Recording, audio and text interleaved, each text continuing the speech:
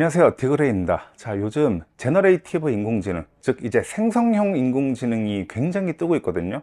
그리고 이것이 이제 영상 제작 분야까지 바로 파고들었는데, 사실 저도 뭐 GPT-4를 저희 업무에서 거의 프라이빗 코파일럿 수준으로 사용을 하고 있고, 이제는 프롬프트 경쟁 시대라 해도 과언이 아니라는 생각을 좀 해봅니다. 그래서 굉장히 이제 영상 제작, 뭐 미디어 제작 이런 분야에서도 인공지능이 활발하게 사용이 되고 있어요. 실제로 이 비디오 에디팅 분야에서 AI가 어떻게 쓰이는지 좀 보여드릴 건데, 제가 메인 편집 툴로 사용하고 있는 다빈치 리졸브의 여러 가지 기능들을 한번 소개를 해드리도록 하겠습니다. 단 이런 기능들은 다빈치 리졸브 무료 버전에서는 이제 구현이 안 되고 스튜디오 버전에서만 가능한 기능들인데, 사실 저는 이제 금액을 좀 투자해서라도 이 스튜디오 버전을 쓰는 거를 추천을 드려요.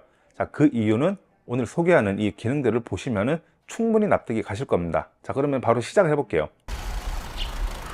이게 피사체와 배경을 이제 분리해 가지고 선택을 할 수 있는 그런 기능이거든요. 자, 다빈치 리졸브 화면으로 넘어왔습니다. 제가 이 예시로들 포티지들을 이렇게 미리 불러왔는데, 이것들을 이제 하나하나 다뤄볼 예정이에요. 먼저 이제 이 영상을 보시면은 재생을 하면은 이 커피를 점점 줌인하는 그런 영상이죠. 이제 오브젝트 마스크를 활용을 할 거예요. 저는 오브젝트 마스크를 활용을 할 때 뒤에 배경은 어차피 지금 이제 광학적인 요소에 의해 블러 처리가 되어 있으니까 초점이 맞은 이 부위, 이 커피를 저는 오브젝트 마스크로 한번 따볼게요. 컬러 탭으로 넘어가면요, 지금 제가 이제 컬러 커렉션을 하기 위해서 몇몇 노드들을 이렇게 불러왔는데, 일단 Alt+S를 눌러가지고 새 노드를 생성을 해줍니다. 자, 그리고 여기 메뉴 탭을 보면은 이제 여러 가지 메뉴들이 있는데, 여기서 약간 사람 모양처럼 생긴 매직 마스크라고 하는 메뉴에 들어갈게요. 매직 마스크 오브젝트라고 있죠. 여기 지금 보시면은 이 스포이들 안에 플러스가 되어 있어요. 내가 혹시라도 이렇게 마이너스가 되어 있으면 플러스로 바꿔 주셔야 됩니다. 그리고 여기 지금 있는 거는 오브젝트 마스크, 그리고 옆에 있는 건요 펄스 마스크라 해가지고 영상에서 사람만 따는 건데, 어쨌든 지금 사람이 없잖아요. 그래서 얘는 이제 제외하고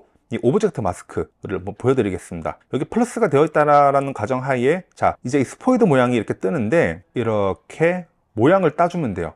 그런데 우리가 주의하셔야 될 건요, 근데 제가 한 가지 말씀드릴 거는, 이게 어떤 이미지에 눕기 따듯이 그렇게 정교하게 딸 필요가 전혀 없어요. 그냥 이렇게 대충 모양만 잡아주면 됩니다. 주의하셔야 될 점은, 이게 영상 그 푸티지의 첫 프레임에서 해야 된다는 거예요. 타임라인의 첫 프레임이 아니라 어떤 클립의 첫 프레임, 거기서부터 이제 이 오브젝트 마스크가 따질 거니까 첫 프레임에서 대략적인 틀을 잡아줬다면은 재생 버튼 있죠, 이 재생 버튼을 눌러주는데, 한 가지 더 확인을 해봐야 될 게 퀄리티 부분에 패스터로 되어 있냐 베러로 되어 있냐. 베러로 되어 있으면은 굉장히 정교하게 따져요. 정말 정교하게 따주는데 시간이 패스터보다 훨씬 오래 걸립니다. 그냥 패스터로 하는 거로 저는 추천을 드릴게요.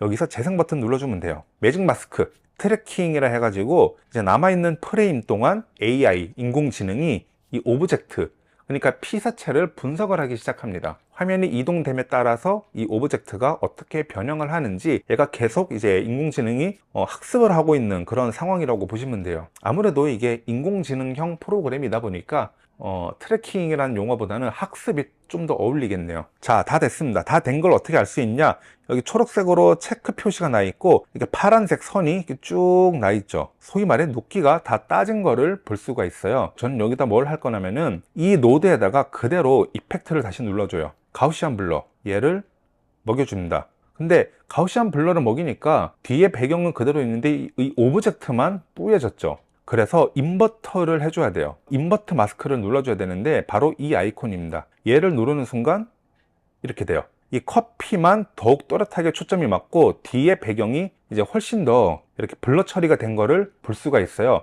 이걸 전체 화면으로 보면은 이런 느낌이죠. 전, 후, 후, 전, 후. 아이폰의 시네마틱 모드처럼 이렇게 뒤에 배경이 소프트웨어 방식으로 날아간 겁니다. 재생하면요, 이렇게 돼요. 네, 너무 과도하게 하지 않고 좀 적당히 이렇게 이펙터를 주면은 나름 자연스럽게 뒤에 배경을 이렇게 날릴 수가 있어요. 그리고 두 번째, 헬레이션. 이 헬레이션이라고 하는 건요, 화면에 이게 빛이 이제 강하게 비치는 경우 그 빛의 파장이 이렇게 주변까지 번지는 그런 현상을 말을 하는데, 이 번짐 효과가 상당히 부드럽게 발산이 되기 때문에 굉장히 느낌 있는 그런 연출을 할 수가 있거든요. 근데 뭐든지 이제 정확하게 표현하는 이 디지털 이미지의 특성상 그런 빛 번짐이 이제 거의 없기 때문에 그런 거를 오히려 이제 깔끔하다라고 얘기를 하고 있는 거죠. 그런데 이 헬레이션 기능은 오히려 그 번짐 효과를 일부러 주는 거예요, 인위적으로. 그래서 이 헬레이션 기능이 주는 이제 어떤 느낌을 다빈치 리졸브 스튜디오 버전에서 충분히 느낄 수가 있거든요. 특히나 필름틱한 이미지를 원할 때 이 헬레이션 기능을 저는 주는 편이에요. 헬레이션 이펙터를 소개를 하기 위해서 제가 일부러 이렇게 야외에서 찍은 영상을 가져왔거든요. 헬레이션은 이펙터에 보면은 리졸브 FX 라이트 부분에 헬레이션이라고 있어요. 그래서 얘를 이렇게 끌어 가지고 노드로 가져오면은 끝납니다. 자, 그래서 전후를 좀 비교를 해보면요, 이게 전이고 이게 후예요. 전, 후. 불이 보이기는 하지만 약간 뭐 빛 번짐 이런 것들이 거의 없이 좀 깔끔하게 찍혔는데, 적용을 시키는 순간 이렇게 빛들이 사방으로 막 번지는 거를 볼 수가 있죠. 이렇게 보니까 확연하게 차이가 날 겁니다. 그러니까 주의를 하셔야 될 점이, 이 헬레이션 기능을 너무 과도하게 사용을 하면은 빛이 이제 과도하게 번지기 때문에 약간 비 오는 날에 렌즈에 물 묻은 듯한 그런 느낌을 줄 수가 있으니까 그런 부분은 좀 주의해서 사용을 해 주셔야 돼요. 세 번째, 오토매틱 데스맵. 이게 아이폰의 시네마틱 모드와 거의 원리가 저는 이제 비슷하다고 보는데, 이건 역시 피사체와 이 배경을 분리하는 기능이에요. 단 이 피사체가 이제 인물일 경우 더욱 이제 특화되어서 분리가 되는데, 자, 오토매틱 데스맵을 이제 적용을 하기 전에 이게 일단 로그로 촬영을 한 영상이기 때문에 빠르게 제가 컬러 커렉션을 해 볼게요. 일단 어플레이 그레이드를 그대로 먹이고, 얘는 아니니까. 네, 됐네요. 여기서 새로운 노드를 이제 하나 추가를 하고, 자, 리졸브 FX 리파인이라고 하는 이 이펙트 카테고리에 데스맵이라고 있어요. 클릭해 가지고 새로운 노드로 가져옵니다. 퀄리티 베러가 있고 패스터가 있는데, 저는 일단 빠르게 보여드리기 위해서 패스터로 해볼게요. 이게 베러와 패스터가 어떻게 차이가 나냐는, 내가 이제 클릭을 했을 때 옆에 이 부분이 어떻게 바뀌는지, 모형이 얼마나 자연스럽게 따지는지, 그거를 통해서 알 수가 있어요. 지금 이 피사체, 그러니까 즉 사람 모양 피사체는 하얗게 표시가 되고, 나머지 뒷 배경은 이게 까맣게 표시가 되는 겁니다. 그러면은 내가 여기서 어떤 작업을 했을 때 사람과 배경을 분리해서 작업할 수 있다는 얘기예요. 자, 그래서요, 이 상태에서 제가 만약에 옵셋 값을 이렇게 내리잖아요. 지금 이제 표가 안 날 수가 있는데, 제가 그래가지고 여기 이펙터 들어가면은 데스맵 프리뷰라고 있죠. 얘를 일단 꺼볼게요. 자, 이 상태에서 옵셋 값을 전체적으로 내리겠습니다. 그러면은 지금 보시면요, 뒤에 배경은 노출의 변화가 없는데 선택된 사람만 노출값이 쭉 내려가는 걸 볼 수가 있어요. 자, 다시 원상태로 복구. 그렇죠? 내리면은 사람만 내려가요. 다시 복구. 그러면은 우리가 이펙트에 들어가서 이렇게 할 수가 있겠죠. 여기 인버트 전환을 시키면은 사람은 적용이 안 되고 뒤에 배경만 적용이 돼요. 자, 얘를 누르고 데스맵 프리뷰를 눌러보면은 이렇게 바뀔 겁니다. 자, 그래서 이 상태에서 제가 만약에 개인 값을 건드려 가지고 뭐 뒤에 배경의 색감을 좀 바꾼다라고 하면은 이렇게 바꿀 수가 있는 거죠. 지금은 제가 이제 예시로 보여드리기 위해서 이렇게 한 건데, 이거를 조금만 자연스럽게 보정을 하면은 훨씬 더 여러분들이 색 보정을 하는데 진짜 깔끔하게 보정을 할 수가 있어요. 아니면 배경을 인물과 조금 더 분리시키겠다 라고 하면은 뭐 이렇게 감마 값을 좀 올려 가지고, 네, 밝기 자체를 아예 올려버리면은 조금 더 뒤에 배경과 분리된 느낌을 좀 줄 수가 있어요. 근데 오브젝트 마스크와 펄슨 마스크를 제가 처음에 소개를 드렸는데, 이 데스맵이 그것들과 다른 점이라고 하면은 얘는 굉장히 정교하게 따인다는 점입니다. 그리고 아주 자연스럽게 이제 이펙트가 먹힌다라는 점이에요. 얘를 이제 과도하게 먹이면은 컴퓨터가 많이 이제 느려질 수가 있으니까, 네, 그것들을 염두하고 사용을 해 주셔야 돼요. 네 번째, 보이스 아이졸레이션. 막 예전 같으면 헤드폰을 들으면서 불필요한 주파수를 막 이렇게 잘라내고 그렇게 깔끔한 음역대만 남긴 다음에 이거를 이제 뭐 오디오 믹싱을 하고 이렇게 전문적으로 믹싱을 하던 과정이 이제는 편집 툴에 있는 그런 보이스 아이졸레이션이라는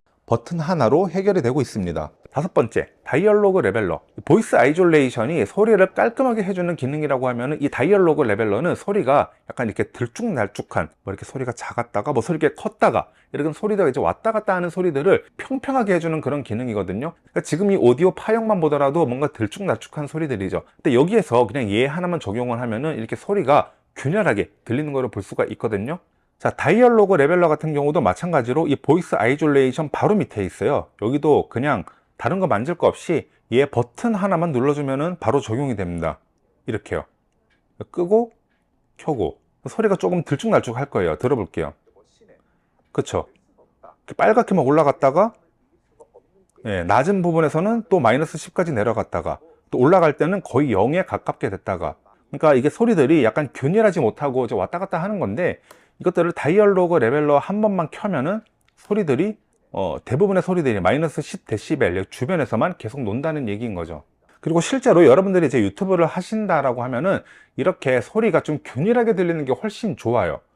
소리가 작게 들렸다가 뭐 크게 들렸다가 이러면은 이 청취자 입장에서는 소리를 어떤 부분에서는 키워야 되고, 또 어떤 부분에서는 막 소리를 또 줄여야 되고, 이러면은 뭔가 네, 그 자체로 굉장히 짜증이 날 수가 있거든요. 자, 여섯 번째, 패치 리플레이서. 이미지 내에 불필요한 피사체가 있을 때 그것들을 지워주는 기능인데, 우리가 이제 약간 포토샵의 이 도장 기능과 거의 원리가 비슷하다고 보면 돼요. 자, 이것도 제가 컬러 탭에서 보여드릴게요. 노드를 하나를 생성을 하고, 자, 이펙트에 들어가서 아래쪽으로 쭉 내리면요, 패치 리플레이서라고 있어요. 이제 얘를 끌어와서 새로운 노드에 이렇게 가져옵니다. 그러면은 뭔가 이제 동그라미가 두 개가 생겼는데, 자, 왼쪽에 있는 게 기준이 되는 요소고 오른쪽에 있는 게 적용이 되는 요소예요. 그러니까 우리가 포토샵에 약간 도장 기능이라고 생각을 하면 좀 편하거든요. 자, 예를 들어서 얘를 이렇게 좀 키워 볼게요. 이렇게. 그리고 얘를 이게 바닷물에 가져오고, 이제 이 오른쪽에 있는 거를 이렇게 가져오면요, 네, 이렇게 됩니다. 전후. 지금 보시면요, 이제 배 타기 위해서 우리가 그 내려가는 그 길 있잖아요. 저희가 뭘 하는지는 모르겠는데 아무튼 이것만 딱 사라지죠. 그리고 옆에 있는 바닷물이랑 이제 자연스럽게 합성이 됐습니다. 전후.